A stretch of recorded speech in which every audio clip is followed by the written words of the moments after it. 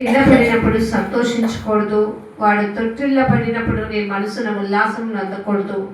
అలా చేస్తే దేవుని వాగ్దానాన్ని నువ్వు నెరవేర్చిన వాడు అవ్వవు. కాబట్టి యెహోవా కోపము వానికి బదులుగా నీ మీదకి రగులుకుంటది. దేవుడు వాక్యం చెప్పినట్టుగా శత్రువుల్ని ప్రేమించాలనే మాటకి లోబడి జీవించాలి అనే కొన్ని మాటలు దావీదు గారి గురించి మనం నేర్చుకుని ఉన్నాం. దావీదు తన యొక్క మేనల్లుడి విషయంలో కూడా తనకి మరి శత్రువులు ఎదురవుతున్నప్పుడు కూడా ఏమాత్రము దిగులు చెందక దావీదు ఆ శ్రమను అనుభవిస్తూ తను కొట్టేవారిని భరిస్తూ సహిస్తూ, రాళ్లతో కొడుతున్నారు, మరి అవమానకరమైన మాటలు మాట్లాడుతున్నారు, చీపో అని ఎంతగానో హేళన చేస్తూ అపహాస్యంగా మాట్లాడినా కూడా దావీదు వాటన్నిటిని సహించుకొని యెహోవా వానికి ఆ విధంగా అవకాశం ఇచ్చిన్నాడేమో, వాడిని తిట్టవేయండి, దేవుడు నాకు మేలు చేయబోతున్నాడేమో అనే ఒక నిరీక్షణ కలిగి జీవించాడు. కాబట్టి మనం ఎప్పుడూ కూడా సహనాన్ని కోల్పోకూడదు. దేవుడు మనకిచ్చిన ఓర్పుని విశ్వాసాన్ని అంతము వరకు కూడా కాపాడుకోవాలనే మాటలు నేర్చుకుని ఉన్నాం. ఈ యొక్క సామెతల గ్రంథం 24వ అధ్యాయంలో ఈరోజు చదువుకున్న 23వ వచనం నుంచి 34వ వచనంలో మరికొన్ని శ్రేష్టమైన మాటలు జ్ఞానులు చెప్పిన సామెతలలో ఫస్ట్గా మనకు అక్కడ తెలియపరుస్తున్నాడు.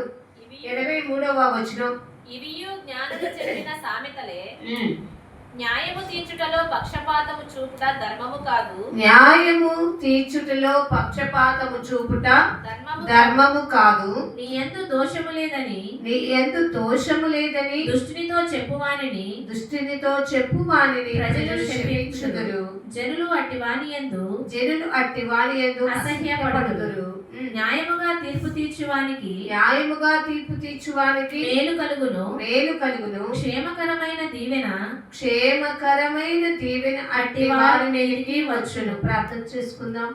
పక్షపాతం ఉండకూడదని, న్యాయమైన తీర్పు తీర్చాలని, అట్లా తీర్చువారికి దేవుని దీవెన దయచేస్తాడనే మాటలు మనకి ఇక్కడ తెలియపరుస్తున్నాయి. దాని యొక్క వివరణ భాగంలోకి వెళ్లే ముందు దేవుని యొక్క సహాయం నిమిత్తమే ప్రార్థన చేసుకుందాం. మా ప్రియుడా యేసయ్య, మీ వందనాలు చెల్లిస్తున్నాం. నీ విలువైన మాటలు నైనా మాకు అందించండి. నీ సాధనమైన నన్ను వాడుకోండి. నీ మాటల ద్వారా ఆదరణ కలిగించండి, బలపరచండి.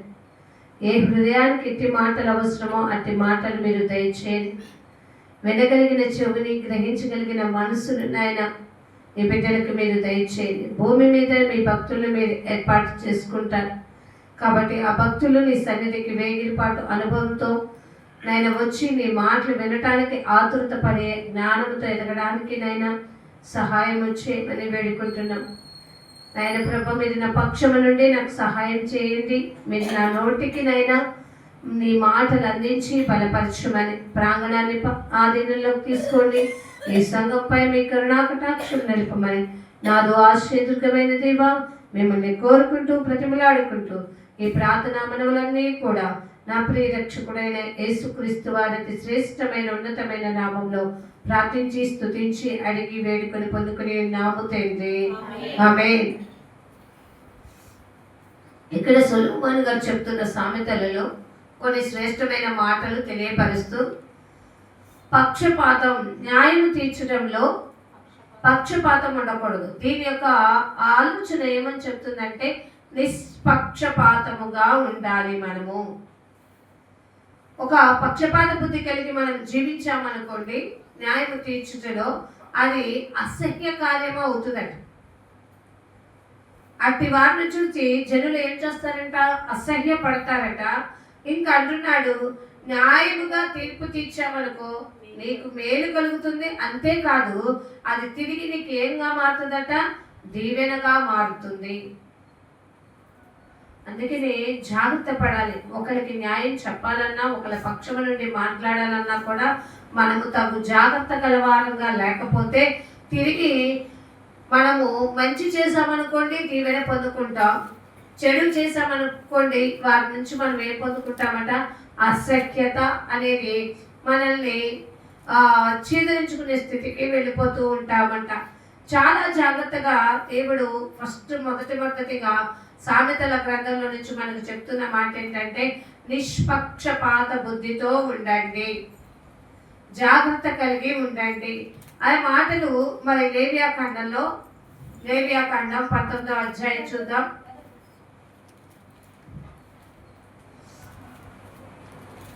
లేవియాకాండంలో కొన్ని మాటలు మనకి ఇక్కడ తెలియపరుస్తారు, ఎలా మనం జీవించాలి, ఎలా న్యాయపు తీర్పు తీర్చాలి అని.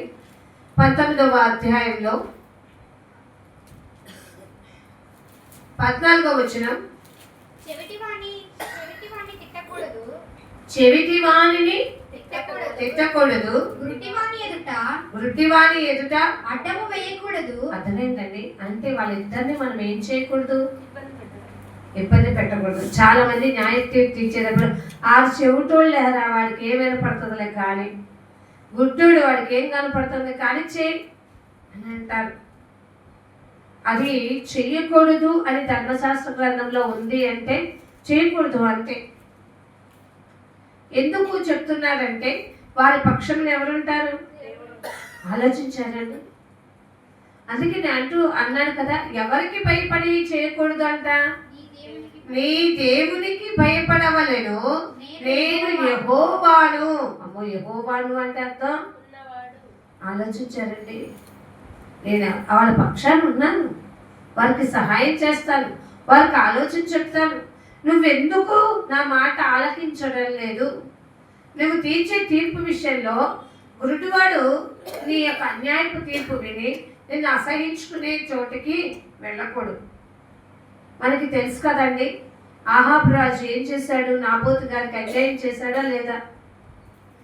కొంతమంది అబద్ధ సాక్షుల్ని ఏర్పాటు చేసుకొని, ఇదిగో ఉపవాస దినం చాటిస్తే ఇతను మా దగ్గరికి రాలేదు, ఉపవాసం చేయలేదు, ఇతన్ని రాళ్లతో కొట్టి చప్పించేసేయాలని ఎంతగా. కానీ అతను చేసింది ఏంటంటే అబద్ధపు సాక్ష్యం.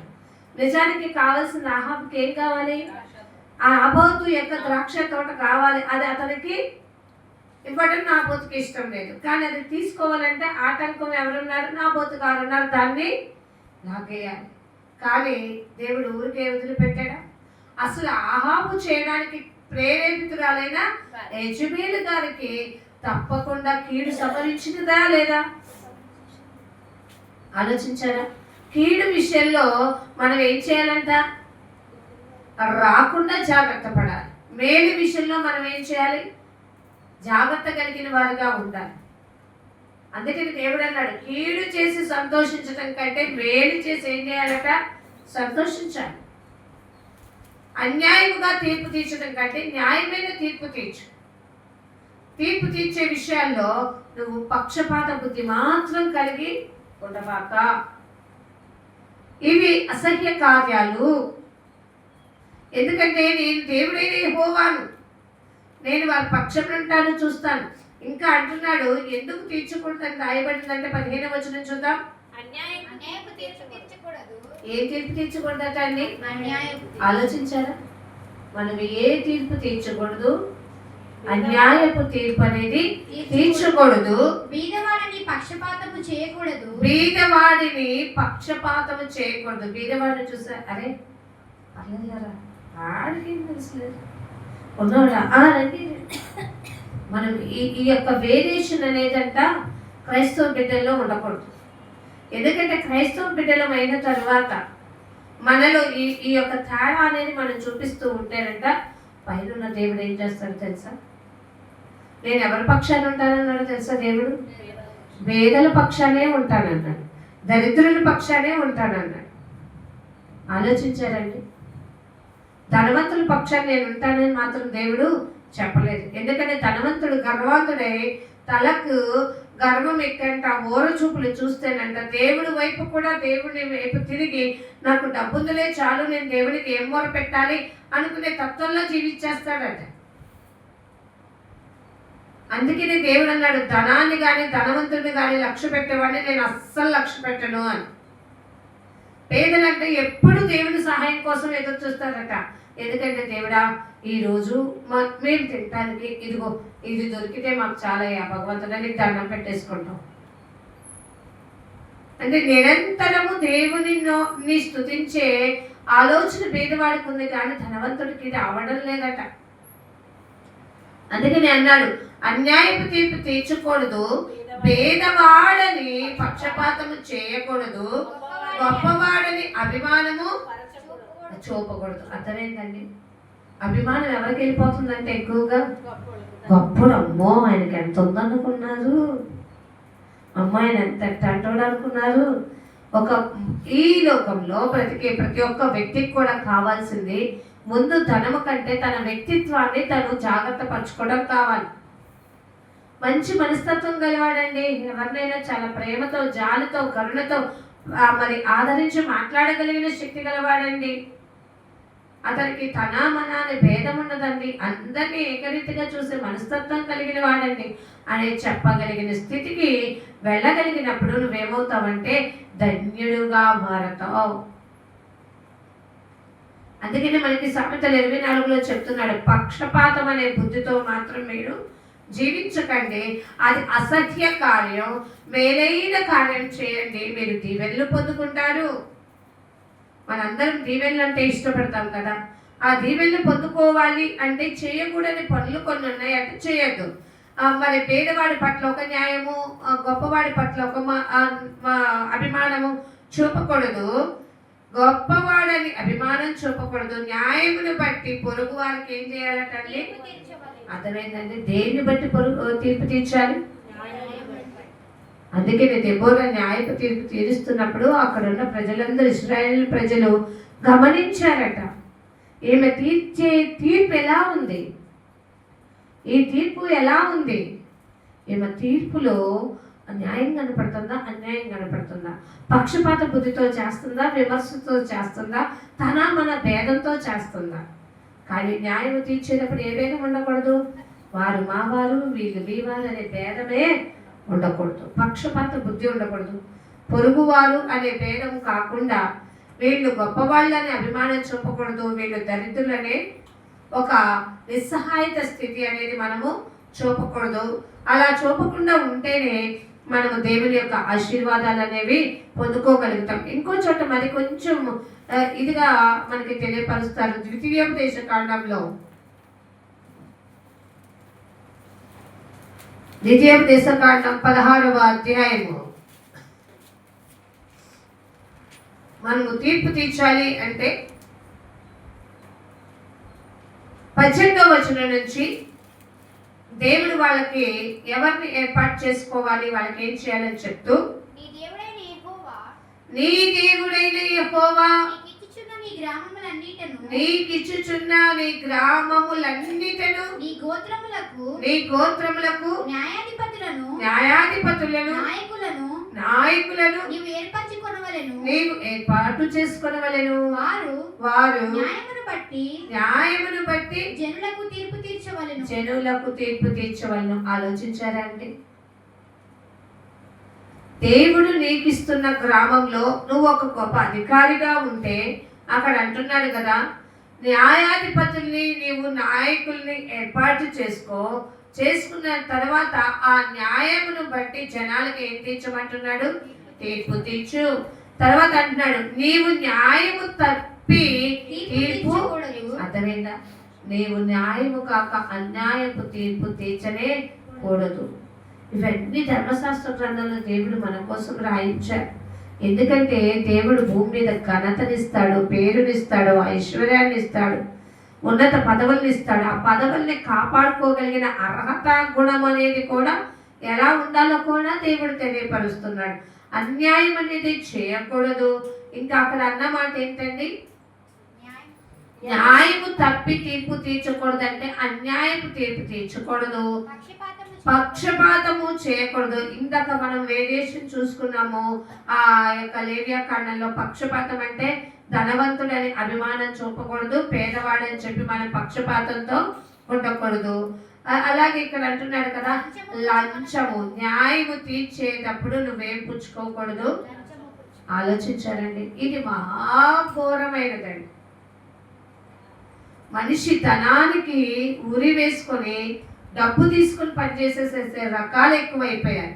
లేదా నేను సంపాదించని ఎంతైనా ఇస్తాను, నువ్వు చేసేయాల్సింది చేసే, నువ్వు కోట్లు కోట్లు ఇచ్చి, లక్షలు లక్షలు ఇచ్చి, వేలు వేలు ఇచ్చి నువ్వు అన్యాయంతో కనుక చేసావనుకో, అది తిరిగి ఎప్పుడైనా నీ నాశనంకే. అదొక అసహ్య కార్యము. అది నీకు క్షేమాన్ని కలుగు చేయదు. ఏముందండి, అధికారులు కొనేసాడు, కొనే ఎంతకాలం కొంటావు? అది మాత్రం నీకు ఉండనే ఉండదు, ఉపయోగం లేదు. మంచికి ఉండాలి కానీ చెడు చేయడానికి అధికారులు కొనే తత్వంలో నువ్వు వెళ్ళావు అంటే అది అన్యాయము, పక్షపాతము.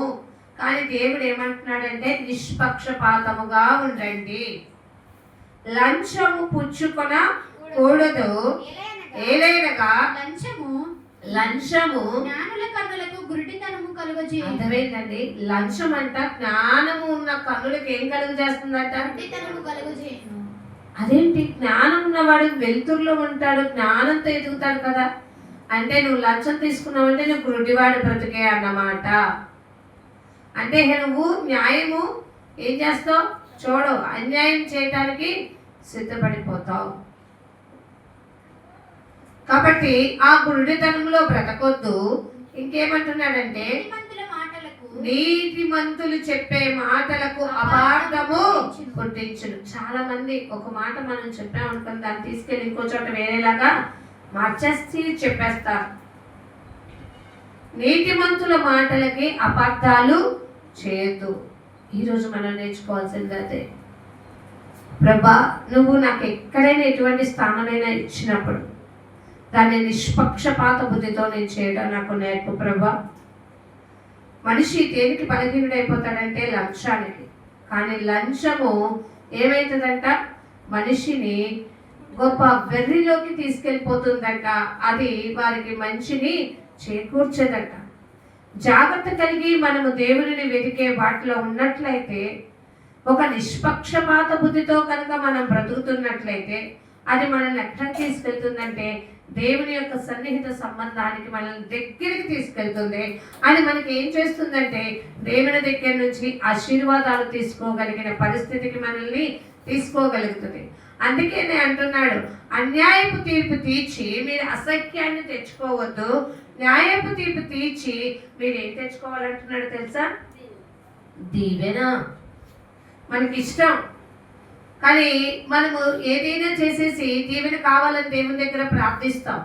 దేవుడు కూడా దీవెన ఇవ్వాలంటే ఒక మాట అంటున్నాడు, నేను నీకు దీవెన ఇవ్వాలంటే నేను నీ ప్రతి చర్యను కనిపెడతాను, నీ ప్రతి కార్యాన్ని నేను చూస్తాను, నీ చర్యను నీ కార్యాన్ని నేను చూసి అప్పుడు నువ్వు అడిగిన దానికి నేను దీవెనకరంగా నేను నీకు ఇస్తాను.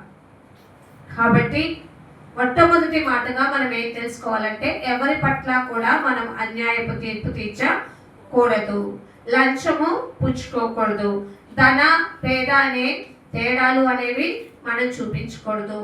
దేవుడు చెప్పినట్లుగా నిష్పక్షపాత బుద్ధితోనే మనం బ్రతకాలి, కానీ మనలో పక్షపాత బుద్ధి అనేది ఉండకూడదు.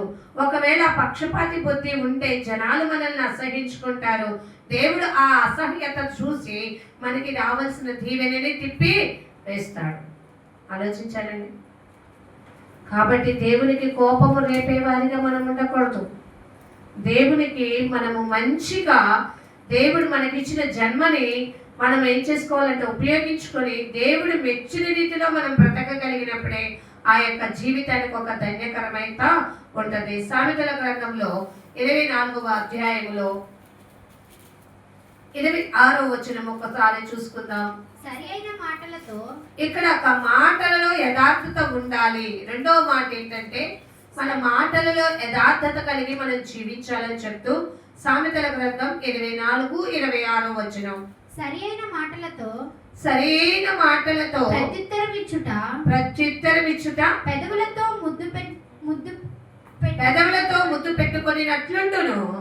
అదే 28వ వచనంలో అంటున్నాడు చూడండి, నిర్నిమిత్తముగా నీ పొరుగు వారి మీద సాక్ష్యము పలకకుము. నీ పెదవులతో నీ పొరుగు వారి మీద ఏం పలకొద్దట? సాక్ష్యం. ఎలాంటి సాక్ష్యము? కొంతమంది చాలా మంది మోసకరమైన సాక్ష్యం. విషయం ఏంటో తెలుసుకోకుండా ఎదుటి వాళ్ళ మీదకి అరే నేను నిన్ను నమ్మేస్తాను, నేను వచ్చేస్తాను, నేను అసలు ఈ పక్షాన్ని నేను ఉంటాను అని అనేస్తాం. తొందరపాటుతో అస్సలు అనకూడదండి. ఆలోచించారా? జాగ్రత్తగా ఒక చోటకి వెళ్ళి మనము పరిశీలన చేయాలి అంటే అక్కడంట మనమంట జాగ్రత్తగా పరిశీలన చేసుకోవాలి. విషయం ఏంటో జాగ్రత్తగా గ్రహించాలి. అంతేగాని నా ఫ్రెండ్, నా స్నేహితుడు కాబట్టి వాడి పక్షాన నేను ఉంటాను అన్నట్లుగా మనం వెళ్ళకూడదు.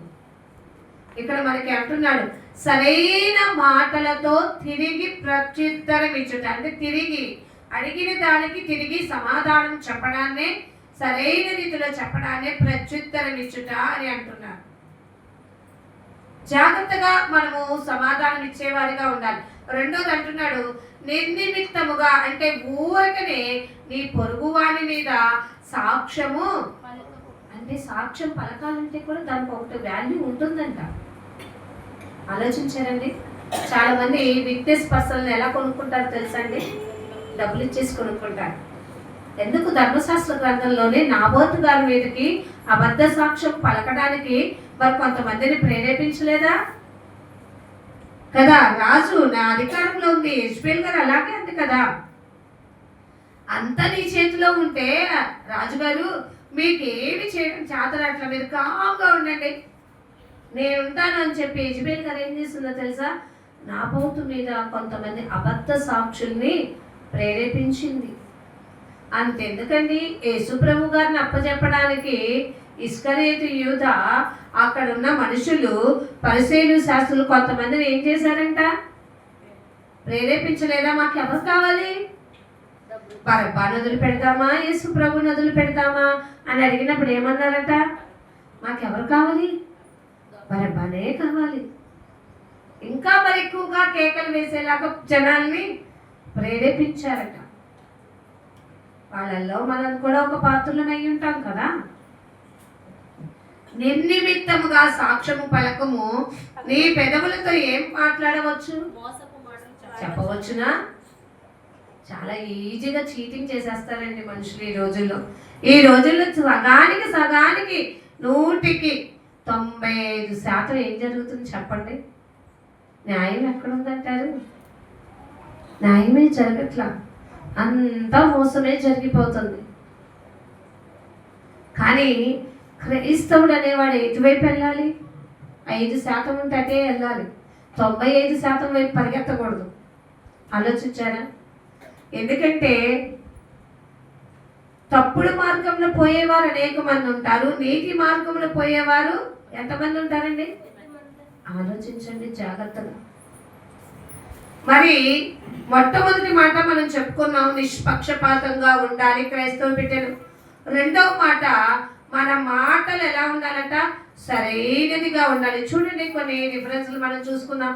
సామెతల గ్రంథం 20వ అధ్యాయములో, సామెతల గ్రంథం 20వ అధ్యాయము 22వ వచనం. కీడుకి ప్రతి కీడు చేయవద్దనుకునవద్దు, చేసేస్తాను అంటే కీడుకి ప్రతి కీడు. వాడు నాకు అన్యాయం చేశాడు, తిరిగి వాడికి అంతటికి నేనేం చేయాలి? అన్యాయం చేయాలి అని అనుకుంటాడు. మనిషి లక్షణం అది. కానీ దేవుడు మనకి ఏం చెప్తున్నాడండి? చేస్తాను అనుకో, మాకు అసలు చేసేదాకా కాదు, చేస్తానని నీ మాటలు అనుకోవటమే పాపం. నేను అలా చేస్తాను అని అనుకోనవద్దు. ఇంకెంత మంచిగా చెప్తున్నారండి తెలుసా? అసలు కీడు కలిగినప్పుడు ఎవరి కోసం కనిపెట్టుకోవాలంటండి? అబ్బా ఎంత గొప్ప మాట! యెహోవా కొరకు కనిపెట్టుకొనుము. ఎవరు రక్షిస్తారండి? కొంచెం ఆలస్యమైన దేవుడిచ్చే రక్షణ ఎంత బాగుంటుందో తెలుసా? దానియేలుకి సింహపురంలో పెట్టినప్పుడు దేవుడు వెంటనే వచ్చి సహాయం చేస్తాడండి. అయ్యో, నాకు దినానికి 7 మార్లు నా బిడ్డ నాకు ప్రార్థన చేస్తాడే, నా సహవాసం కోరుకుంటాడే, అసలు ఆ బిడ్డని నా కోసమే తీసుకెళ్ళి ఆ సింహాపురంలో వేసేసారే, నేను తక్షణం వెళ్ళి ఏం చేసేయాలి? దానియేలుని బయటకు తీసుకొచ్చేసేయాలి అని అనుకున్నారా? కాదు, అక్కడ చర్య జరగాలి, దేవుని కార్యం జరగాలి. ఎందుకంటే దానియేలు కూడా ఎవరి కొరకు కనిపెట్టుకోవాలి? యెహోవా కొరకు కనిపెట్టుకోవాలి. మనలో ఆ చర్య, ఆ కార్యం ఎప్పుడైతే మనకు ఆ థాట్ అనేది వస్తుందో దేవుడు మన పక్షాన ఉంటాడు. నేను ఈ ఆపదలో ఉన్నానని దేవుడికి తెలియదా? సహాయం చేయాలని తెలియదా? దేవుడు నేను పూజిస్తున్న దేవుడు ఏమైపోయాడు, నేను అర్పించిన దేవుడు ఏమైపోయాడు, నేను ఆరాధనకి వెళ్ళి ఉపవాసం ఉండి నేను చేసిన దేవుడు ఏమైపోయాడు అని అనుకుంటే దేవుడు అంటాడు, నీ హృదయ గర్వాన్ని బట్టే నేను నీకు కార్యము చేయట్లా. మనమెవరండి దేవుడిని ప్రశ్నించడానికి?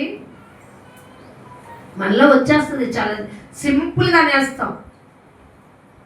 ఏంటమ్మా దేవుడు ఎంత చేస్తుంటే ఏం చేయట్లేదు, అసలు ఎందుకు చేయాలి?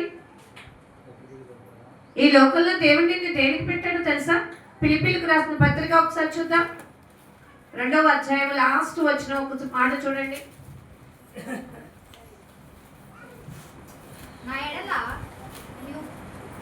చూడండి, విశ్వాసము నేను మీకు అనుగ్రహించి ఉన్నాననే మాట ఉంటుంది. సారీ, 1 లాస్ట్ వచనం. ఫిలిప్పీలకు రాసిన పత్రిక 1వ అధ్యాయము చివరి వచనం. క్రీస్తునందు విశ్వాసం ఉంచటము మాత్రమే కాక, అంటే ఏంటి? క్రీస్తుని కలిగి నమ్మకముతో ఉండడం కాక. అదొక్కటే నువ్వు అనుకుంటున్నామేమో, అదొక్కటే దేవుడి మీద నమ్మకుంటే చాలు నేను మొత్తం చేసేస్తా అనుకుంటున్నామేమో, అది మాత్రమే కాక. అంటే ఒక్క నిమిషం ఆగండమ్మా. అంటే నువ్వు దేవుని మీద నువ్వు నమ్మకం పెట్టావు, కానీ ఇంకొక పని చేయాలి, ఇంకొక పని చేయాలి. ఏంటి ప్రభు అదంటే? అది కాక ఆయన పక్షమున నువ్వేం చేయాలో తెలుసా? శ్రమ పడుట. ఏంటండి మీలో ఇప్పుడు ఏమి రాదు మాట. ఇంకా క్రీస్తు నిమిత్తం మీరు శ్రమలు అనుభవించాలంటే మాకు ఎలా అవుతుందండి అంటారు. కానీ ధన్యతలో దేవుడు చెప్పింది ఏంటో తెలుసా? నా నిమిత్తము జనులు మిమ్మల్ని హింసించి దూషించి మీ మీద అబద్ధముగా చెడ్డ మాటలల్లా మీ మీద పలికినప్పుడు మీరు శభాష్ ధన్యులు అన్నాడు. అర్థమైందండి? మనం అలా ఉండాలి కదా. మరి నేను దేవుని మీద నమ్మకం ఉంచాను, మరి ధన్యతను పొందుకోవాలంటే నేను శ్రమ పడాలి కదా. దేవుని దగ్గర నుంచి నేను గిఫ్ట్ అనుభవించాలి అంటే, దేవుని దగ్గర నుంచి నేను మేలు అనుభవించాలంటే, దేవుడు నా పక్షమునున్నాడు, నాకు సహాయం చేస్తాడని అది నేను రుచి చూడాలంటే, నేను నమ్మకం ఉంచుకున్న నేను శ్రమను కూడా అనుభవించడం నాకు తెలియాలి. ఆ శ్రమను అనుభవించడం నాకు తెలియలేదనుకో, నేను గుడ్డిగా నమ్మాను, గుడ్డిగా వెళ్ళిపోతున్నాను అంతే. ఈ లోకంలో చాలా వరకు నేటి క్రైస్తవ జీవితాల్లో గుడ్డి క్రైస్తవులు అనేక మంది అయిపోతున్నారు. ఈ మాట అనాలంటే బాధగానే ఉంది. ఆలోచించారండి? గుడ్డిగా వెళ్ళిపోతున్నారు అంతే. ఆచారబద్ధంగా అలవాటుబద్ధంగా వెళ్ళిపోతున్నారు. దేవునికి ఇలాంటి వాళ్ళు అవసరం లేదండి. ఆనాడు అపవాదితోనే దేవుడు అన్నాడు, నేను కావాలనుకుంటే ఎవరితో పలికించుకోగలను కదండి. ఆఫ్టర్ మనం ఎంత ఆయనకి వెళ్ళాలిరా, వెళ్ళకపోతే బాగుంది ఈరోజు ఆదివారంగా ఇంట్లో వాళ్ళు చంపేస్తారా బాబు, లేకపోతే వచ్చే దైవజనుడు అడిగేస్తాడు రా బాబు. ఇలాంటి బ్రతుకు అసహ్యం. దేవుడు మెచ్చడు. వచ్చినా కూడా నిన్ను ఏం చేస్తాడో తెలుసా? పక్కకు తోసేస్తాడు. ఎందుకంటే మనస్ఫూర్తిగా కావాలి దేవుడికి.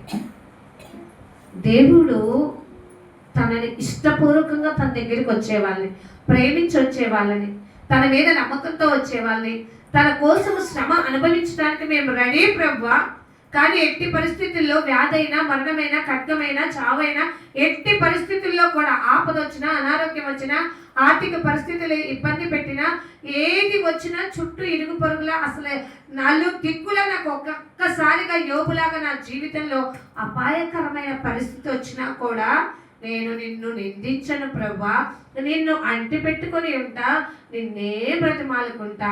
ఈ లక్షణం కలిగిన వాళ్ళు దేవునికి కావాలంట. మీరు దానికి సిద్ధపడుతున్నారా? దేవుడు అలాంటి వాళ్ళు కావాలనుకుంటున్నప్పుడు ప్రభా నేనున్నానని చెప్పగలిగిన మనస్తత్వం ఉందేమో ఒకసారి ఆలోచించుకోండి. దేవుడిచ్చిని తీసుకోవటానికి దేవుని సన్నిధానానికి రావద్దు. దేవుని కోసము శ్రమలు అనుభవించైనా దేవుని యొక్క సాక్షిగా, రాయబారిగా, క్రీస్తు పరిచారకుడిగా, నమ్మకమైన మంచి దాసుడుగా దేవుని చేత నా బిడ్డ, నా ప్రియ బిడ్డ ఫలా అనిపించుకునే స్థితిలో నేనుండాలి అనుకునే స్థితిలో అయితే అలాంటి వారు దేవునికి కావాలని కోరుకుంటున్నారు.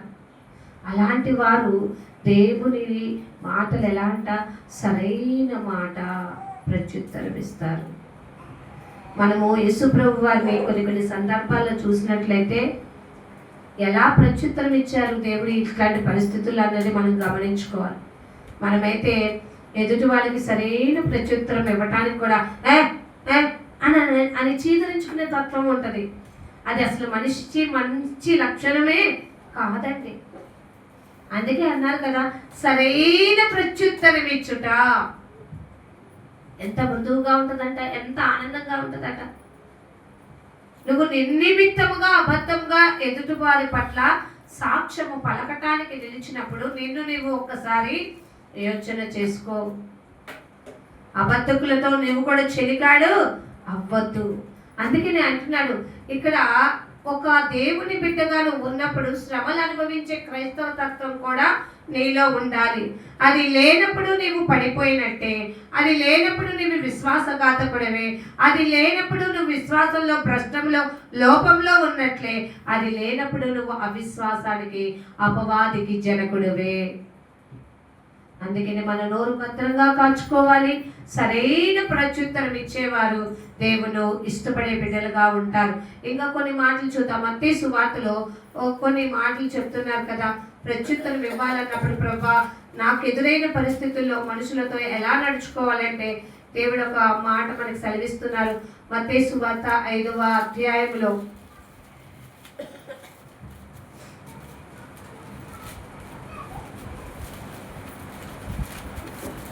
మత్తయి సువార్త 5వ అధ్యాయము 44వ వచనం.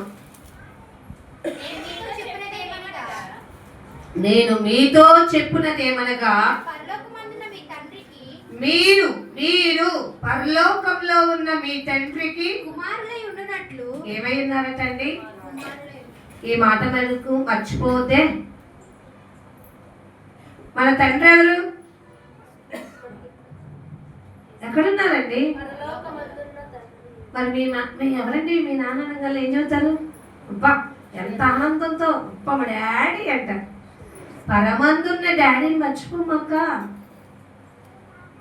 ఆ పరమందున్న తండ్రికి నీ కుమార్తెవు కుమారుడు అనే విషయాన్ని అసలు మరిచిపోమాక. జాగ్రత్తగా ఉండు. పరలోకమందున్న మీ తండ్రికి మీరు కుమారులై ఉన్నట్లు అసలు ఉండాలంటే మీకు ఒక లక్షణం ఉండాలి. వీళ్ళు నా బిడ్డలు అని అనిపించుకోవాలంటే మీరు ఒక లక్షణం కలిగి ఉండాలి. ఎలాంటి లక్షణాలు చూడండి. మనకి చేదు కానీ దేవుడికి ఈ విషయంలో మాత్రం అది గొప్పదని చూపిస్తున్నాడు. చూడండి, మీ శత్రువులను ఏం చేయాలట? ప్రేమించుడి. ఏమండి ఇది సాధ్యమైన మనకి? శత్రువులు చూస్తే ఇక్కడ చూస్తే అడుగుతున్నాడు పదపడప. కానీ దేవుని ప్రేమ ఏం చెప్తుంది? శత్రువుని ఏం చేయాలట? ప్రభు ఇది ఎలా సాధ్యం? సాధ్యమే. నా ప్రియ బిడ్డలారా, నా ప్రేమ నీలో ఉన్నప్పుడు నీకు సాధ్యమే. శత్రువు ఎదురుగా వస్తున్నప్పుడు కూడా వాడిని ప్రేమించాలి అనే తత్వం నాకు నేర్పుతున్నప్పుడే నేనేమవుతున్నానంటే నన్ను నేను లోపరుచుకుంటున్నాను. ఎందుకంటే దేవుడు అన్నాడు కదా, మీరు ప్రియమైన పిల్లల వలె ఎవరిని పోలి నడుచుకోమన్నాడు ఎఫెసీయులకు రాసిన పత్రికలో. దేవుని పోలి నడుచుకోండి. ఎందుకంటే మీరు నాకు ఏ వాసన? పరిమళ వాసన. ఈ పరిమళ వాసన ఇచ్చేవాళ్ళు చెట్టు వాసన వచ్చేలాగా ఉంటే దేవుడుకి మనం ఆయన బిడ్డలం అవుతామా? అవ్వం కదా. మనం ఆయన బిడ్డలు అవ్వాలి అంటే మనలో ఒక చేదైన వేరు మొలవకుండా దాన్ని నరికి వేసుకోవాలంటే మనము శత్రువుల్ని ప్రేమించడం నేర్చుకోవాలి. ఇంకా అక్కడ ఇంకొక మాట చెప్తున్నాడు కింద వచనంలో, వారి కొరకు ప్రార్థన చేయండి. ప్రభా మమ్మల్ని వీళ్ళు బాగా ఇబ్బంది పెడుతున్నారు ప్రభా, ఏం చేయమంటావు అంటే ఏమంటున్నాడు తెలుసా? అన్నిటికీ ఒకటే జవాబు. ఏం చేయాలి? అర్థమైందండి? ప్రార్థనే ప్రతి దానికి సమాధానం. ప్రార్థనే మనము దేవునితో ప్రతి విషయాన్ని చెప్పుకోదగ్గది. ప్రార్థన ద్వారానే మనము దేవుని దగ్గర నుంచి సమాధానము పొందుకోగలిగినది. మన మనసుకి శాంతి ఎక్కడి నుంచి వస్తుందండి? ప్రార్థన చేసి మన భారాన్ని అంతా దేవుని ఎదుట పెట్టేసినప్పుడు. ఎందుకంటే దేవుడు సాత్వికుడు, దీన మనసు గలవాడు కనుక ఆయన ఏమన్నాడు తెలుసా? కాడి ఎత్తుకొని నేర్చుకోండి. నేను మొయ్యట్లా భారాన్ని మొయ్యండి. ఈ లోకంలో ఉన్నంత వరకే కదా, ఆ తర్వాత నీకు ఉండవు కదా. నువ్వు ఎంత చెడ్డవారిలో ఉన్నా కూడా నా ప్రేమ యందు వేరి పారి స్థిరపడిన లోతులోకి వెళ్ళగలిగిన అనుభవం నేను నీలో చూడగలగాలి. నువ్వు 10 మంది చెడ్డవాళ్ళ మధ్యలో నివసించినా కానీ నేను తక్కువమంటూ నేను పిక్ చేసుకునే విధంగా నువ్వు ఉండగలగాలి. అంతేగాని నువ్వు కూడా వెళ్ళిపోయి ఆ 10 మందిలో నేను ఒకనే కదా అనే తత్వంలో మాత్రం ఉండకూడదు. అది అలాంటి వాళ్ళు దేవుని యొక్క కుమారులు అవుతారు, కుమార్తెలు అవుతారు. పరమందున్న తండ్రికి నువ్వు కుమారుడు అయ్యే అర్హతను పొందుకోవాలంటే నువ్వు శత్రువుని ప్రేమించడం చేయాలి, హింసించే వరకు ప్రార్థించడం చేయాలి. అంతేకాని ఎందుకంటే పగ తీర్చుట ఎవరి పని? ఆలోచించారు కదా. ప్రభా వీళ్ళు నన్ను ఇలా ఇబ్బంది పెడుతున్నారు, వీళ్ళు నాకు కష్టతరంగా ఉంది వీళ్ళతో మాట్లాడడం, వీళ్ళు ఎదురైనప్పుడు తట్టుకోలేని పరిస్థితి, నేను మరి భరించలేని పరిస్థితికి వెళ్ళిపోతున్నానని దేవునికి ప్రార్థన చేయి. దేవుడు మన పరిస్థితిని అర్థం చేసుకుంటారు, మనకి సహాయం చేస్తారు. అంటున్నాడు పగ తీర్చుట నా పని, ప్రశాంతంగా ఉండుట నీ పని. మరి నువ్వెందుకు అంటించుకుంటావు బురద? అర్థమైందా? నువ్వెందుకు వాడి చేత అబ్బా నేను ఎట్టాగూ వెళ్ళలేదు ప్రార్థనకి, నువ్వు పెద్ద వెళ్ళేవాడివి కానీ నీ బతుకు కూడా అలాగే ఉందా అంటే వెళ్ళినా నువ్వు ఒకడవే, వెళ్ళకపోయినా నేను ఒకడినే అనుకునే తత్వంలో మాత్రం ఉండకండి. నా బిడ్డలారా, మీరు నాకు చాలా విలువైన వాళ్ళు, మన దేవుడికి కావలసిన వాళ్ళు, ఆయన ప్రియ బిడ్డలు. మన మాట సరైనదిగా లేకపోతే పడిపోతాం, జారిపోతాం, విడవబడతాం, నరకములో మూలకి త్రోయబడతాం. దానికోసం కాదుగా ప్రయాసపడేది. ప్రభా నీ సాక్షిగా నేను ఉండాలి, నీ బిడ్డగా నేను బ్రతకాలి, నీతితో బ్రతకాలి, ఆ రాజ్యంలో నువ్వు నాకు ఇచ్చే స్థానంలో నేను ఉండాలి ప్రభా. అది ఎక్కడా నేను పోయాక రాదు కదా, ఎక్కడ ఉండాలి? భూమి మీద సజీవుడుగా నేను భూమి మీద ఉండగానే. అందుకని భలే మాట ఉంటుందండి కీర్తనలో, మన్ను నిన్ను స్తుతించునా, నేను కోతిలోనికి దిగినేగల నా ప్రాణం వల్ల నీకు ఏమి లాభం? ప్రభా సజీవులు సజీవులే కదా నిన్ను. అది కాబట్టి నేను సజీవుడిగా ఉండగానే, అంటే ఊపిరి అనేది నాలో ఉండగానే నేను ఎలా ఉండాలి? నీకు ఇష్టమైన మంచి కుమార్తెలాగా బతికేయాలి, నీకు ఇష్టమైన ముద్దు బిడ్డలాగా నేను బ్రతకాలి, నీ కోసం పరిమళ వాసన బిడ్డగా బ్రతకాలి, నేను క్రీస్తు సాక్షిగా బ్రతకాలి, నా మాట సరైన ప్రత్యుత్తరం ఇచ్చే విధంగా నేను బ్రతకాలి. ఎందుకంటే ఈ నాలుక చిన్నదే కానీ బహుగా ఏమైపోతుందంట, మామూలుగా ఉండదు అదిరిపాటు.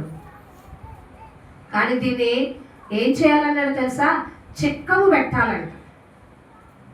దానికి కంట్రోల్ అనేది నీ చేతిలోనే, నీ మనసులోనే ఉంది. కంట్రోల్ చేసేసి అధికమైన మాటలు నోటికి రాని మాక, కపటమైన మాటలు నోటికి రాని మాక, అబద్ధంగా సాక్ష్యం పలికే మాటలు నోటికి రాని మాక. నోటిని ఏం చేయమన్నారు తెలుసా? కాచుకోండి. ఎందుకంటే నీ నోటి ద్వారా నువ్వు పాపివి అని అనిపించుకోవడం నీకు ఇష్టము లేదు ప్రియ బిడ్డ, నాకు అసలు ఇష్టం లేదు. కాబట్టి సరైన ప్రత్యుత్తరం ఇచ్చే బాటలో మీరు నడుచుకుంటే మిమ్మల్ని బట్టి నేను ఏమంటానంటాడో తెలుసా? శభాష్. దాన్నే రోమీయులకు రాసిన పత్రికలో ఒక మాట చూద్దాం, 12వ అధ్యాయంలో.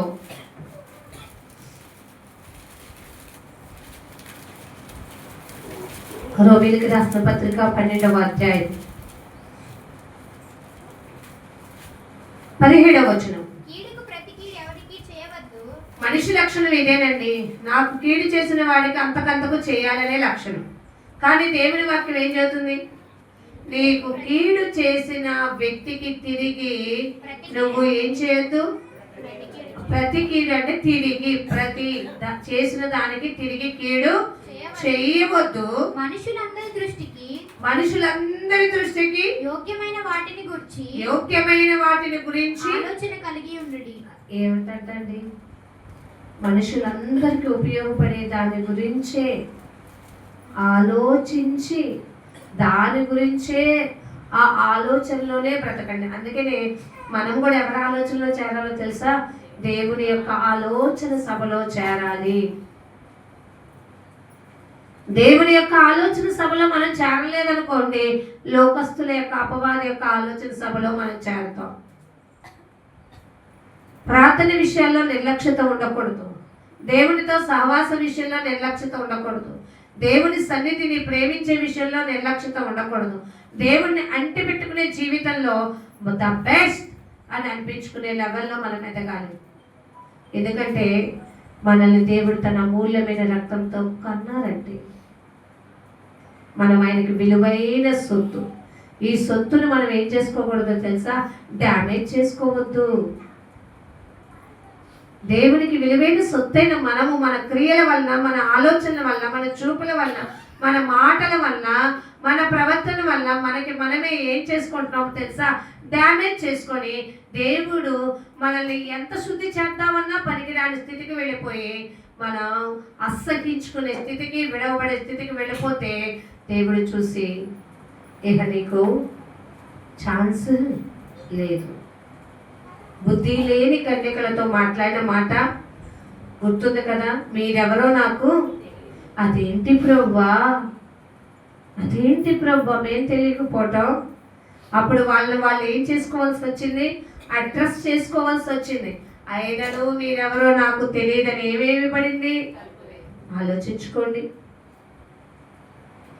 మన నోటి మాటను బట్టి మనకి తీర్పు ఉంటుందన్న విషయం మర్చిపోవద్దు.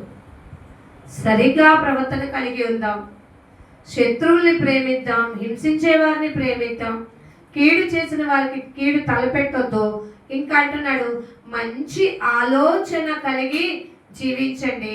ఎందుకంటే ప్రతి వానికి ఎవరిని తీరుస్తారు? న్యాయపు తీర్పు నా చేతిలో ఉంది. కాబట్టి ఆ తీర్పు నుండి మీరు తప్పించబడే స్థితికి వెళ్ళాలంటే అవకాశం నాకు ఇవ్వండి, మీరు మాత్రం తీసుకునే వద్దు. మన ఎంత ఎలా ఉంటాయంటే, ఆఫీసులకి వెళ్ళామనుకో, మేనేజర్ పోస్ట్ అంతా నేనే చేయాలనే లెవెల్లో ఉంటాం. ఊరుకుంటాడా మేనేజరు?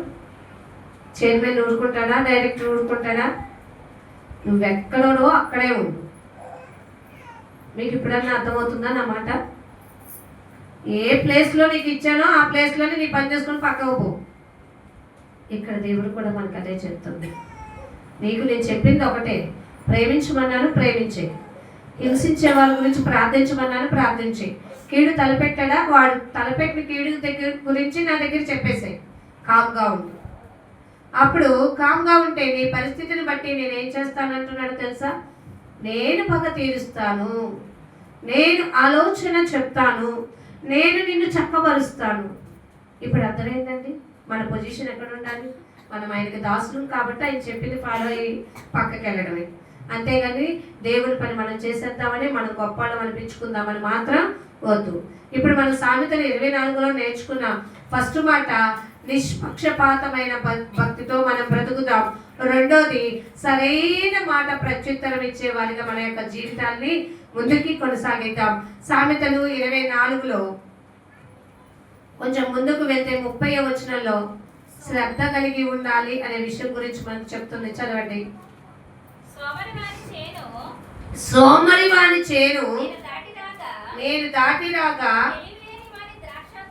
తెలివి లేని వాని ద్రాక్ష తోట నేను దాటి రాగా, ఇదిగో దాని అందంతటా ముండ్ల తొప్పలు బలిసి ఉండెను, దోలగుండ్లు దాన్ని కప్పి ఉండెను, దాని రాతి గోడ పడి ఉండెను.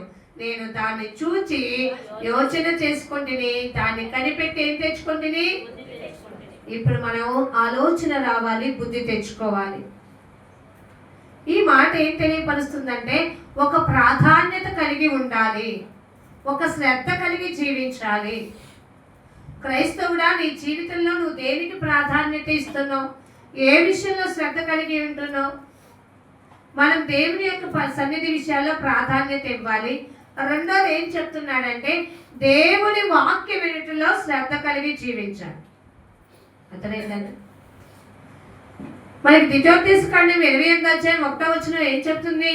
నీవు నీ దేవుడైన యెహోవా మాట శ్రద్ధగా వినినేడలా. అర్థమేంటండి? మనకి అక్కడ తెలియదు, ఒక మాటే తెలుసు, ఆశీర్వాదం దేవుని దగ్గర నుంచి ఎట్ట వచ్చేస్తుందా? నీ దేవుడైన యెహోవా మాట నువ్వు శ్రద్ధగా వినినేడలా దీవెనలు పొందుకుంటావు, వినని ఎడల శాపాలు పొందుకుంటావు. ఏది కావాలనుకుంటున్నావు? నాకు దీవెన కావాలి ప్రభువా, అయితే దేవుని మాట శ్రద్ధగా విను. నీకు అనేకమైన ముళ్ళ తప్పలు లాంటివి వస్తాయి, ఇబ్బందికరమైనవి వస్తాయి. నేను బలంగా గుచ్చి లాగి దేవుని దగ్గర నుంచి తప్పించాలి అనే మరి కష్టతరమైన పరిస్థితులు నీకు ఎదురవుతాయి. వదిలిపెట్టేస్తావా? నువ్వు బలంగా ఏదో దేవుని దగ్గర కోరుకున్నావు, అది నీకు జరగలేదు, పోనీ అది మధ్యలోనే ఆగిపోయింది, దేవుడిని వదిలిపెట్టేస్తావా? నేను కోరుకున్న దేవుడు ఇవ్వలేదు కాబట్టి నేను వదిలేస్తాను అనుకోమాక. దేవుడు ఒక మాట అన్నాడు, మీ తలంపులు వేరు, నా తలంపులు వేరు. కానీ మీరు ఎన్ని తలుచుకున్నా తలుచుకోండి, చివరికి ఏమైందట? నా చిత్తమే మీ పట్ల నెరవేరుతుంది. అందుకనే బుద్ధి కలిగిన వారమే దేవుడా నీ చిత్తం ఏంటో నాకు నేర్పించి ఆ బాటలోనే నన్ను నడిపించేయండి అంటే ఎంత బాగుంటుంది? ఆలోచించారండి? అందుకనే క్రైస్తవ బిడ్డలమైన మనకి ఆయన చిత్తాన్ని కనుగొనటం రావాలి, మన హృదయాన్ని సమర్పించటం రావాలి, దేవుని పని శక్తి లోపల లేకుండా చేయటం తెలియాలి. దేవుని పని విషయంలో చిరాకు పడకూడదు, అసహ్య పడకూడదు, ఇసుక్కోకూడదు. జాగ్రత్తగా ఎంత సహనం ఉండాలంటే ఇక నీ సహనం గురించి నువ్వే పెద్ద అంబాసిడర్గా చెప్పుకునే లెవెల్లో వెళ్తాను. అంత సహనం కనపరచాలి. ఎందుకంటే నువ్వు కోపగస్తుడు అయ్యావనుకొని కోపం దేవుని నీతిని నెరవేర్చదు. ఆ దేవుని నీతిని నెరవేర్చలేని స్థితిలో నువ్వు ఉన్నావంటే నువ్వు ఆయన యొక్క బిడ్డగా ఉండలేవు. ఆయన యొక్క బిడ్డగా నువ్వు ఉండలేకపోయావంటే ఆ రాజ్యంలో నీకు ప్రవేశం అనేది లేనే లేదు. ఇది ఎట్లా పారిపోగలను ప్రభువా? దేవుని నుంచి పారిపోవడానికి ఎవ్వరికి అవకాశమే లేదు. ఎక్కడికి వెళ్ళినా ఉన్నాడట దేవుడు. మనకి కీర్తన 139:8-9 భలే ఉంటుందండి. అసలే ప్రభువా నిన్ను విడిచి నేను ఎక్కడికి పోతున్నా చదవండి. నేను ఆకాశమునకు ఎక్కినను, నువ్వు అక్కడను ఉన్నావు. నేను పాతాళమందు పండుకొనినను, నువ్వు అక్కడను ఉన్నావు. నేను వేకువ రెక్కలు కట్టుకొని సముద్ర దిగంతములలో ఉండినను నివసించెదను అని అనుకుంటే ప్రభా అక్కడను కూడా నీ చెయ్యే నన్ను. నేను ఎక్కడ పారిపోతారు చెప్పండి? చాలా వరకు మన బుద్ధి ఎలా ఉంటుందో, నేను చేస్తున్న పని దేవుడా ఏమి చూడట్లేదు అనుకుంటాం. కానీ ఆయన ముఖకాంతిలో మన రహస్య పాపాలన్నీ అబ్బాయి ఎంత బాగా కనపడతాయి స్క్రీన్ లాగా. అందుకనే దేవుని కన్ను దృష్టి లోకమంతటా సంచారం చేస్తుంది. తన బిడ్డల పైన దేవుడు ఎప్పుడు తన కన్ను అనేది ఉంచుతాడు. నువ్వు ఆయన తప్పించుకొని ఏ తప్పు చేయలేవు. నీ ప్రాధాన్యత దేనికి ఇస్తున్నావు? లోకపరమైన వాటిగా దేవుని సన్నిధిగా చూస్తున్నాడు. నువ్వు శ్రద్ధ కలిగి పనిచేసేది దేవుని పని విషయంలోనా నీ సొంత విషయాల్లోనా? అందుకని దేవుడు అన్నాడు కదా, ప్రతి వారు కూడా దేని యందు శ్రద్ధ కలిగి ఉన్నారు తెలుసా? తమ సొంత కార్యములను చూసుకుంటలోనే ఏం కలిగి ఉన్నారట? శ్రద్ధ కలిగి ఉన్నారట. దేవుని కార్యాలు చూడటానికట ప్రతి ఒక్కడు కూడా శ్రద్ధ లేదట. అందుకనే తండ్రి తన కుమారుని లోకానికి పంపించాడు తన కార్యములను చూడాలని. మీరు దేనికి ప్రాముఖ్యత ఇస్తున్నారు? దేవుడు ఒక వాక్యం ద్వారా మనకి ప్రాముఖ్యత విషయం గురించి తెలియపరుస్తూ ఒక మాట ఉన్నది. లూకాసు వార్తలో 28వ అధ్యాయంలో ఒక ఇంటిని కట్టే విధానం గురించి తెలియపరుస్తూ లూకాసు వార్త 14వ అధ్యాయము 28వ వచనంలో మీలో ఎవడైనను ఒక గోపురము కట్టింప కోరిన ఎడల దానిని కొనసాగించుటకు కావలసినది తన యొద్ద ఉన్నదో లేదో అని కూర్చుండి తగలబడి మొదట లెక్క చూసుకొనగలడా? తగులబడి మొదట లెక్క చూచుకొనడా అంటే ఏంటి? ఒక ఇల్లు కట్టాలనుకున్నాను అనుకో, దానికి కావాల్సిన అమౌంట్ అనేది ఏమై ఉండాలా? చూసుకోవాలి సార్. లేకుండా అదే నా దగ్గర 10,000 ఉన్న ఇల్లు కట్టేద్దాం అంటే అయిపోతాయండి. ఏమంటారు?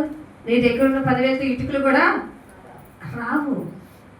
అంటే ఒక ప్లానింగ్, ఒక ప్రాముఖ్యత, దానికంటూ ఒక ప్లానింగ్ లేకుండా నువ్వు వెళ్ళడానికి లేదు. నువ్వు చేయాలనుకున్న పనికి కావలసిన వాటన్నిటిని నువ్వేం చేయాలో తెలుసా?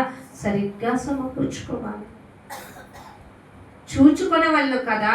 ఒకవేళ వాడు చూసుకొనక కిందంటాడు, అతడు దాని పునాది వేసి చూచుకొనని ఎడల అతడు దాని పునాది వేసి ఒకవేళ దాన్ని కొనసాగింపలేకపోయినందున చూచువారందరూ అబ్బా ఈ మనుషుడు కట్టడానికి మొదలు పెట్టాను కానీ కొనసాగింపలేకపోయేనని అతనిని చూచి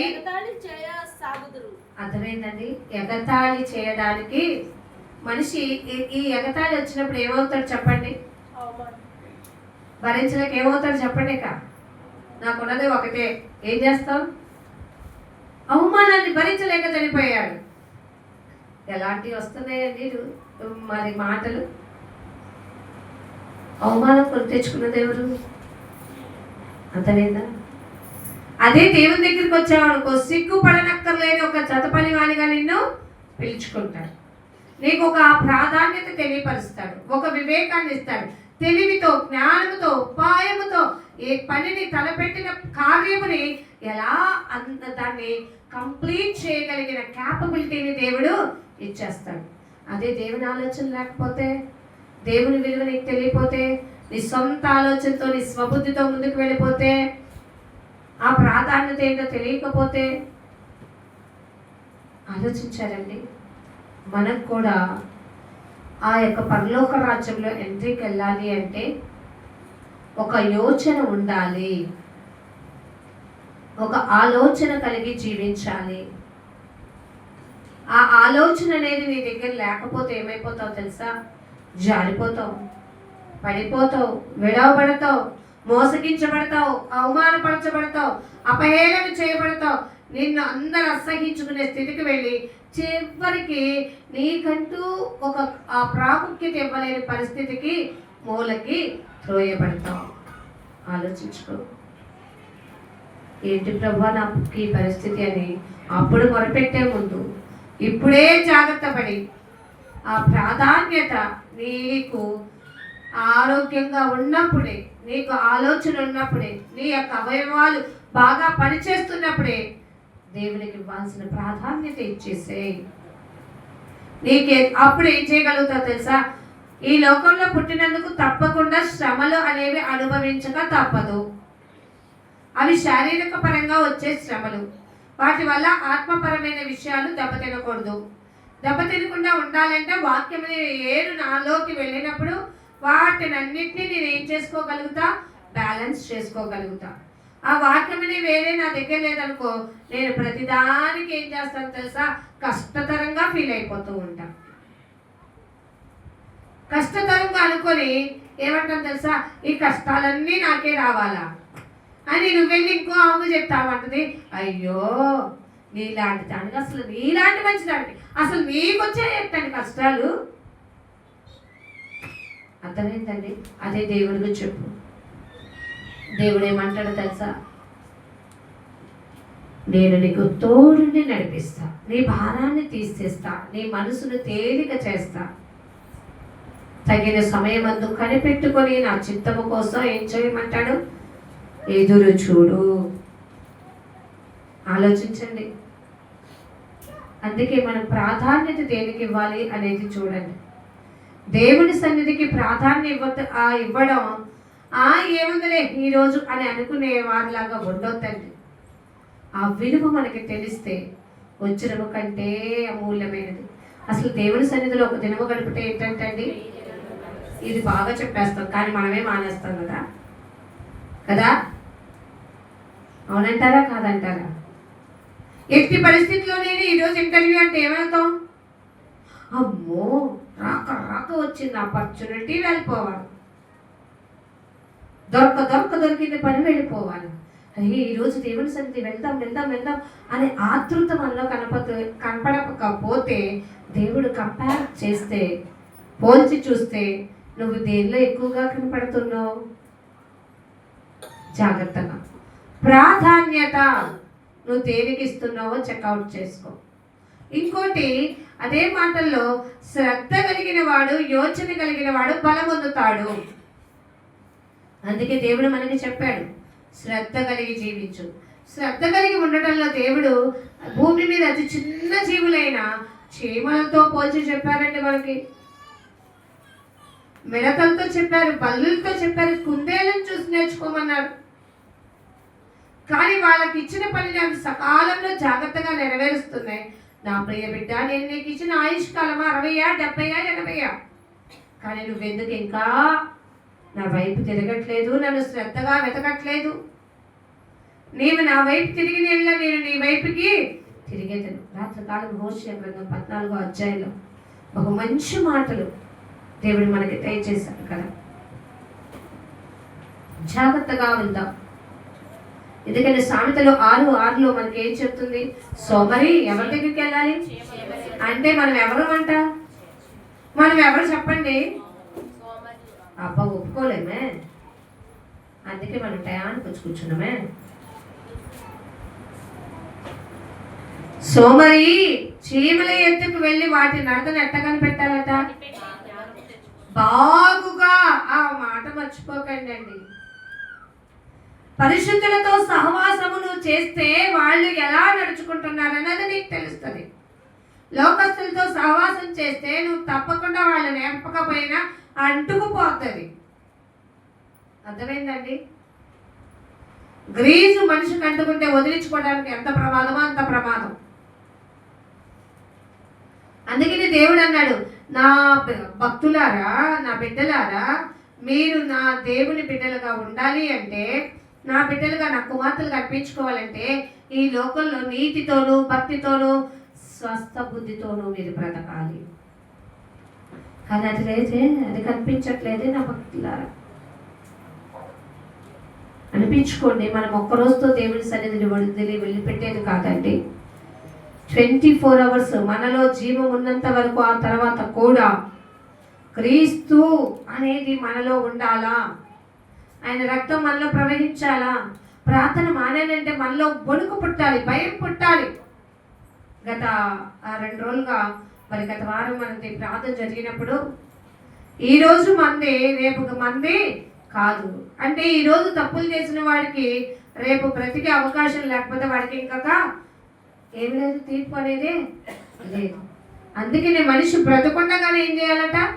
సెపరేట్ శ్రద్ధ కలిగి, తప్పుకి దూరంగా, పాపానికి దూరంగా, ఈ లోకానికి దూరంగా, క్రీస్తుకు దగ్గరగా, పవిత్రతకు దగ్గరగా, భక్తికి దగ్గరగా, నీతికి భక్తిగా, యథార్థంకి దగ్గరగా జీవించగలిగినప్పుడే మన బ్రతుకు ఎప్పుడు ఎండ్ అయిపోతుందో అప్పుడు క్వశ్చన్ మార్కులోకి వెళ్ళిపోయినా కానీ మనం అప్పుడు ఆ యొక్క జీవిత కాలం మట్టుకే దౌర్భాగ్యంలోము కాకుండా ఉందుము. జాగ్రత్త.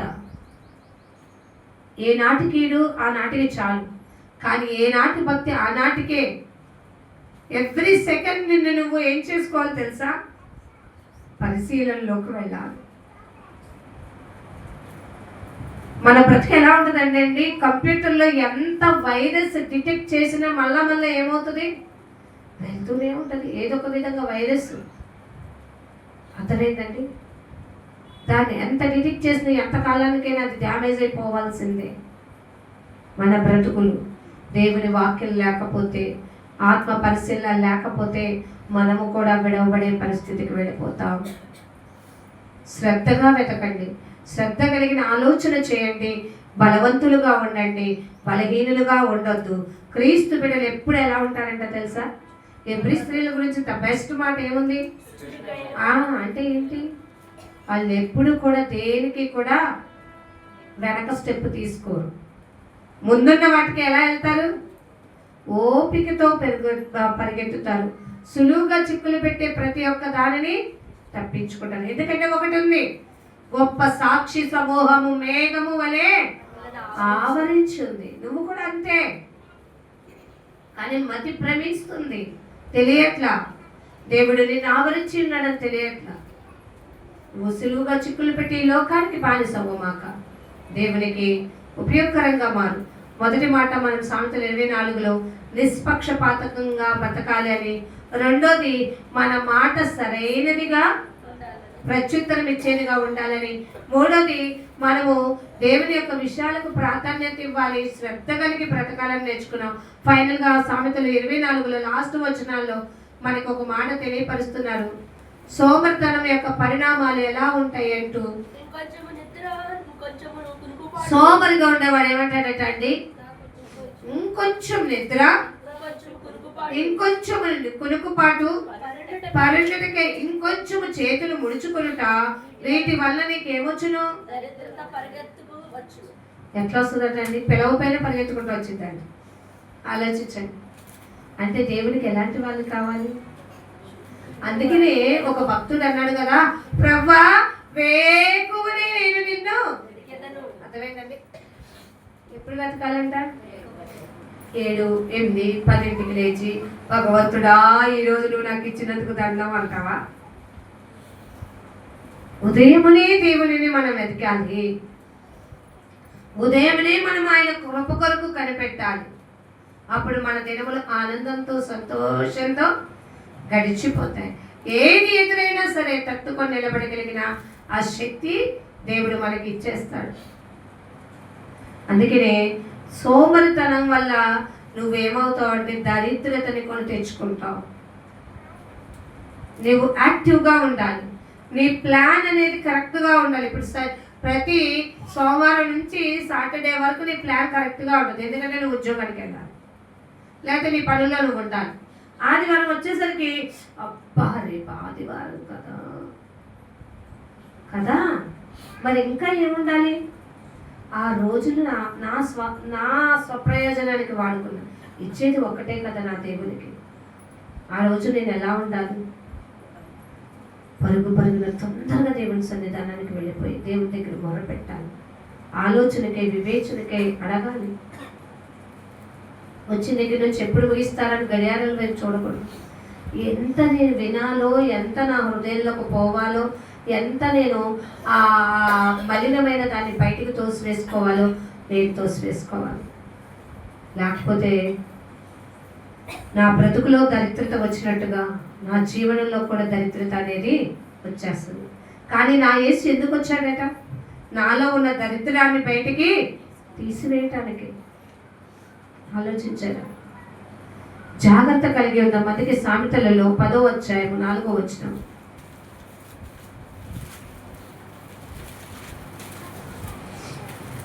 సామెతలు 10:4, బద్ధకముగా పనిచేయువాడు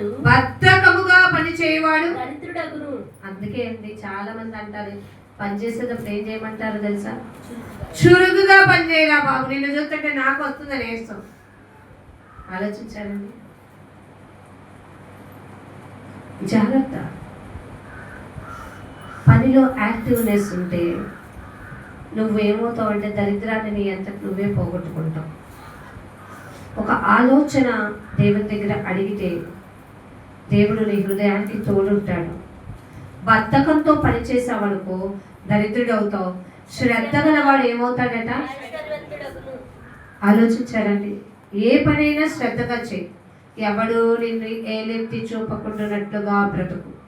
మాటలో, పవిత్రతలో, ప్రేమలో, దేవుని యొక్క విశ్వాసంలో ఎవడునూ నిన్ను ఏలెత్తి చూపకుండా శ్రద్ధగా బ్రతికి ఒక ఐశ్వర్యవంతమైన జీవితంతో గడుపు.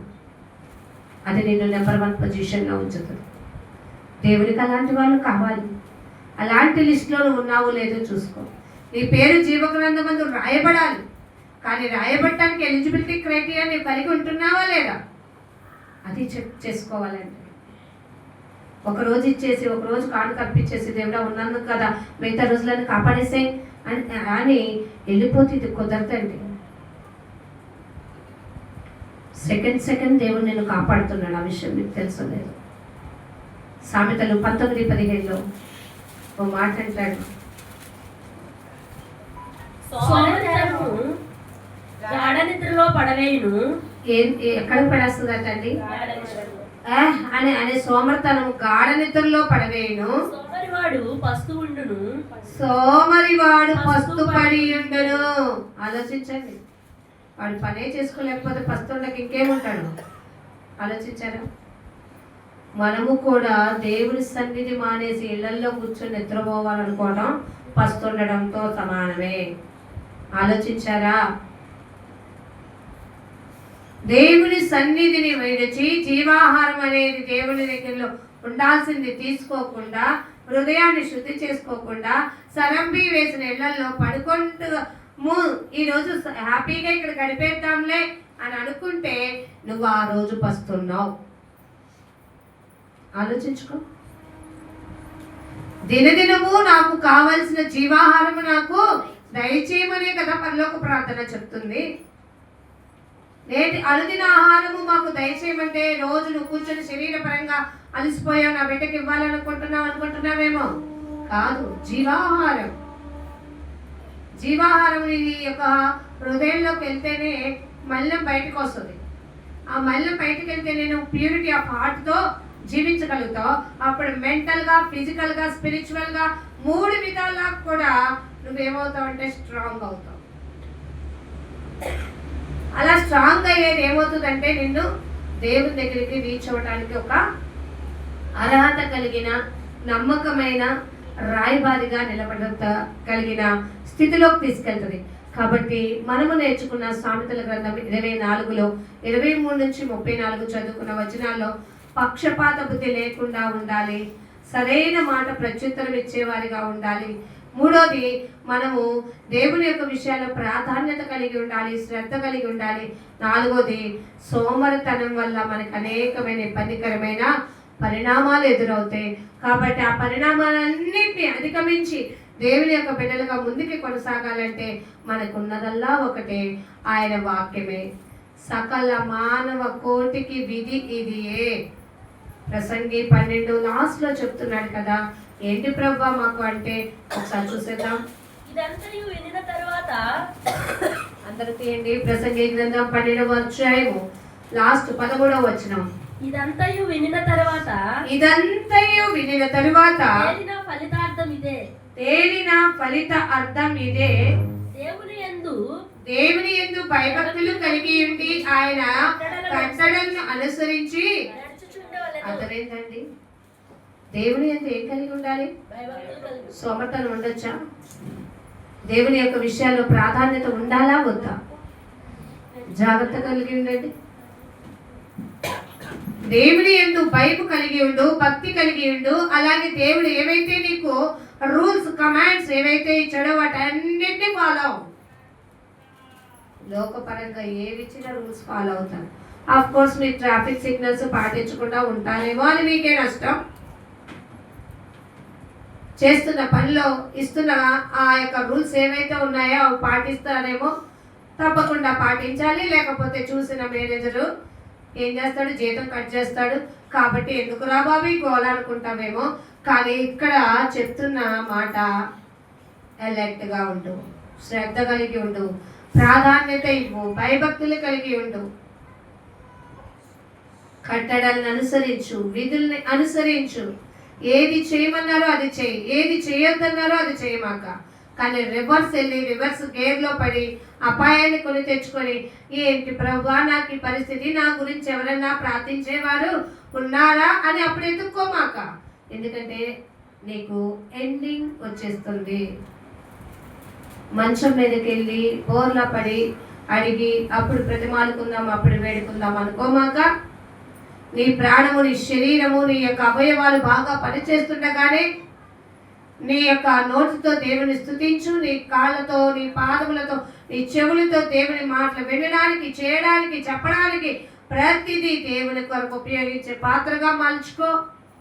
అప్పుడు దేవునికి ఇష్టమైన అర్హమైన పాత్రగా నువ్వు ఎన్నికైన దానిగా ఉండగలిగినట్లయితే అప్పుడు ఆ పెండ్లి విందులో ఈ సంఘం అనే వధువులో నువ్వు చేర్చబడితే వధువుగా అలంకరింపబడే లిస్టులో నువ్వు ఉంటావు, లేకపోతే విడవబడతావు.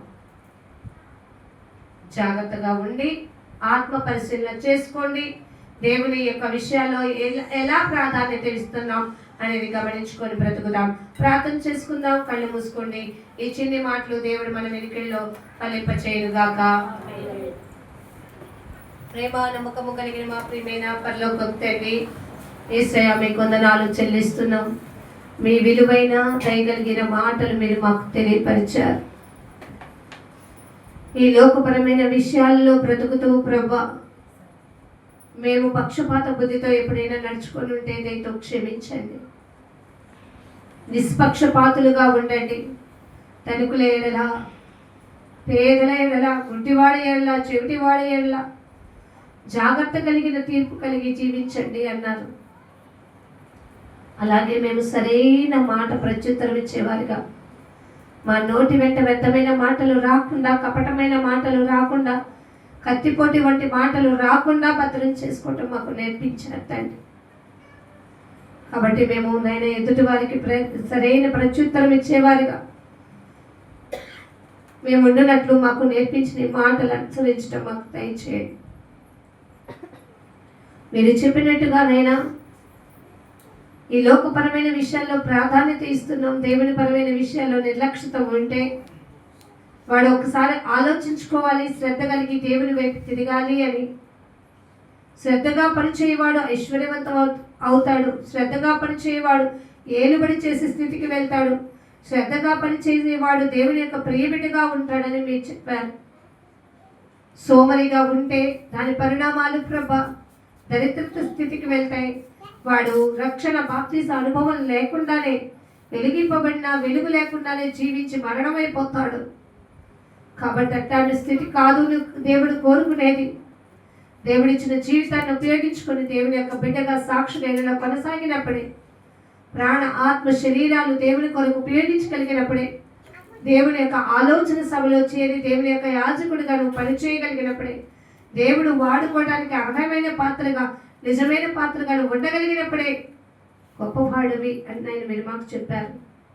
కాబట్టి విన్న మాటలు నావి, నా కోసమని ఏ యొక్క హృదయం అయితే తల్లడిల్లుతుందో ఆ హృదయం యొక్క ఆలోచనని ఆయన మీరు సరిచేసి ఈ సాక్షులుగా జీవింపచేయమని, విన్న వాక్యం నీ బిడ్డల యొక్క హృదయాలు నీరు కట్టి ఫలింపచేయమని, నాదు ఆశ్రయదుర్గమైన దేవా, నన్ను నిలబెట్టి నన్ను వాడుకున్నందుకే, నా పక్షమున్నందుకే, నా నోటికి మీ మాటలు అందించినందుకే మీ కృతజ్ఞతలు చెల్లించుకుంటూ ఈ ప్రార్థనా మనవులన్నీ కూడా నా ప్రియ రక్షకుడైన యేసుక్రీస్తు వారి అతి శ్రేష్టమైన ఉన్నతమైన నామములో ప్రార్థించి స్తుతించి అడిగి వేడుకొని పొందుకొని నాము తండ్రి, ఆమేన్. మీ అందరికీ వందనాలు. దేవుని దీవించుగాక.